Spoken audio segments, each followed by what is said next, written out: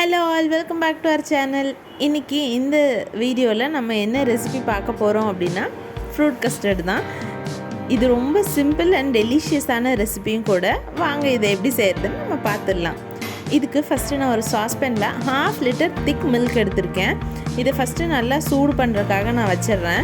வச்சுட்டு மீன்வைல் நான் ஒரு 20 to 25 பாதாம்ஸை வந்துட்டு சோக் பண்ணுறதுக்காக எடுத்திருக்கேன். இதில் டாப்பிங்ஸாக போடுறதுக்காக. இதை நம்ம இப்படியே சேர்க்க போகிறதில்ல, கொஞ்சமாக தண்ணி போட்டு நைட்டு ஃபுல்லாக நான் வந்துட்டு இங்கே ஊற வச்சு எடுத்திருக்கேன். அப்போ தான் நமக்கு பீல் பண்ணுறதுக்கு ஸ்கின் வந்துட்டு ஈஸியாக வரும். இப்போது பால் நல்லா காஞ்சிருச்சு. இதை நம்ம மிக்ஸ் பண்ணி விட்டுட்டு நான் கொஞ்சம் சிம்மில் வச்சுக்கலாம். அப்போ தான் கொஞ்சம் பால் வந்துட்டு திக்காகும். இதோட ஃப்ளேவர் அப்போ வந்துட்டு இன்னும் கொஞ்சம் என்ஹான்ஸ்டாக இருக்கும். இப்போ நம்ம கஸ்டர்ட் பவுடர் எடுத்துக்கலாம். நான் இங்கே ஃபாஸ்டர் ஃப்ளக்ஸுங்கிற பிராண்ட் தான் வந்துட்டு யூஸ் பண்ணியிருக்கேன். இந்த பிராண்டு வந்துட்டு ரொம்பவே சூப்பராக இருக்கும். இதோட டேஸ்ட்டு, ஃப்ளேவர் எல்லாமே.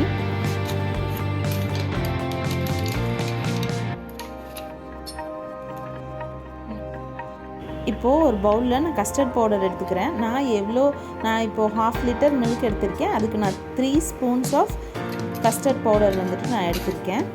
இது கொஞ்சமாக தண்ணி விட்டு நல்லா வந்துட்டு லம்ப் ஃப்ரீயாக நம்ம மிக்ஸ் பண்ணிக்கணும். லம்ப் இல்லாமல் மிக்ஸ் பண்ணி எடுத்தால் தான் நம்ம மில்கில் மிக்ஸ் பண்ணி பாயில் பண்ணுற கரெக்டாக இருக்கும். இல்லைன்னா அது வந்துட்டு கட்டி கட்டியாக உருண்டையாக நின்றுடும்.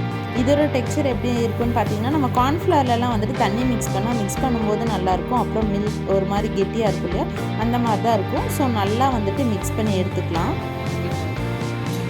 இப்போது இதை நம்ம அப்படியே இந்த பாயில் ஆகிட்டு இருக்கிற இந்த மில்கில் வந்துட்டு ஊற்றிடலாம்.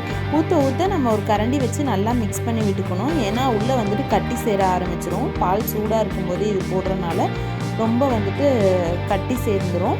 ஸோ ஒரு கையில் மிக்ஸ் பண்ணிவிட்டு நான் வந்துட்டு இதை ஆட் பண்ணி நல்லா மிக்ஸ் பண்ணி விட்டுக்கிறேன்.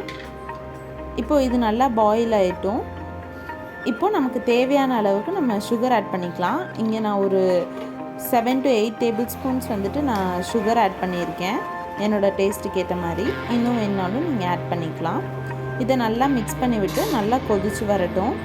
இப்போ இதோட கலர் பார்த்துட்டிங்கன்னா ஒரு லைட் எல்லோயிஷாக சூப்பராக வந்துட்டு அட்ராக்டிவாக இருக்கும். இப்போ பார்த்திங்கன்னா தெரியும், ஒரு மாதிரி கூழ் மாதிரி நமக்கு கொஞ்சம் கெட்டியாயிருச்சு.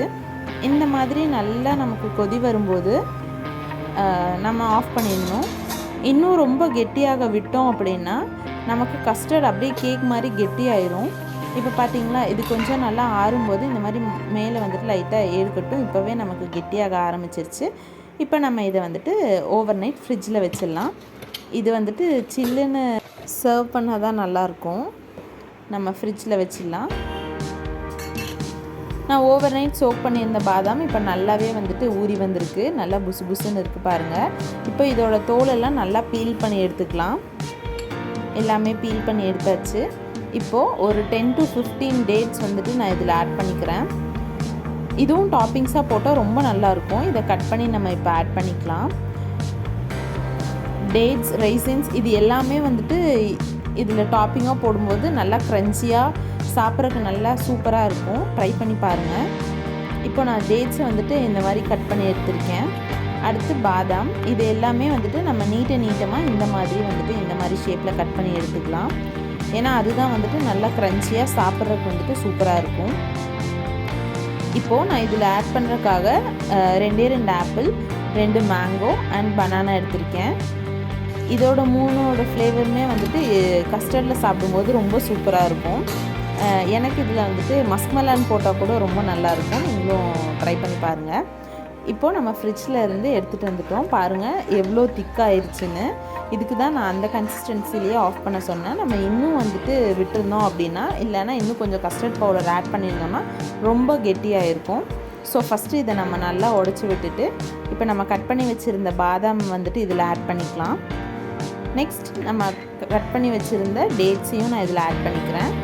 அடுத்து ஆப்பிள் நல்லா பொடியாக நான் கட் பண்ணி எடுத்துக்கலாம். அப்போ தான் வந்துட்டு சாப்பிட்றதுக்கு நல்லாயிருக்கும். அடுத்து நம்ம கட் பண்ணி வச்சுருந்த பனானாவையும் நான் இதில் ஆட் பண்ணிட்டேன். மேங்கோவையும் இப்போ ஆட் பண்ணிக்கலாம். இது எல்லாத்தையுமே 1 by 1 ஆட் பண்ணிவிட்டு இதை நல்லா ஒரு மிக்ஸ் கொடுத்துக்கலாம்.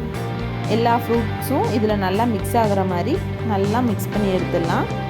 இதை நல்லா சில்லுன்னு இருக்கும்போதே எடுத்து சர்வும் பண்ணிடலாம். அவ்வளோதான், நம்மளோட சிம்பிளான டெலிஷியஸான கஸ்டர்ட் ரெசிபி ரெடி ஆயிடுச்சு. நீங்களும் ட்ரை பண்ணி பாருங்கள். ட்ரை பண்ணி பார்த்துட்டு எப்படி இருந்துச்சுன்னு கமெண்ட்ஸில் சொல்லுங்கள். வீடியோ பிடிச்சிருந்துச்சுன்னா சேனலை லைக் பண்ணி ஷேர் பண்ணி சப்ஸ்கிரைப் பண்ணிக்கோங்க. பாய்.